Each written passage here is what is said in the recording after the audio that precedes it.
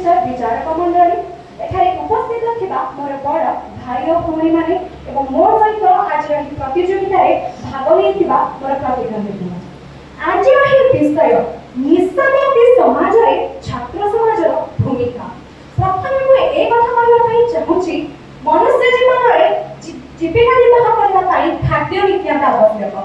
लाज निर्वाह करबा पई वस्त्र नित्याন্ত आवश्यक एवं रहिबा पई गोटे छोट गृह मध्य आवश्यक संपूर्ण हैला आनंददायक पई विषद्रव्य कथा आवश्यक हां विषद्रव्य मध्य आवश्यक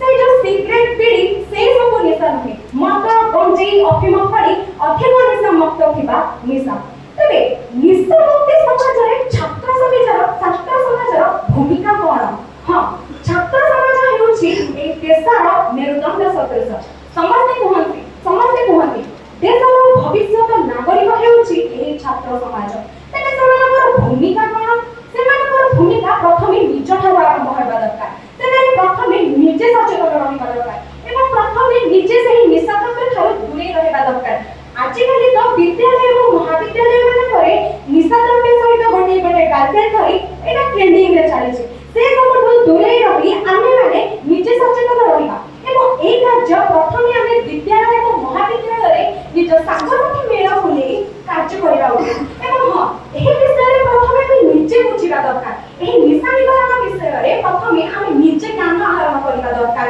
एहा परे जतबे आमे विद्यालय महाविद्यालय मान करे ए सब कार्य सारी सारीबा एहा परे आमे समाज को आसीबा बा समाज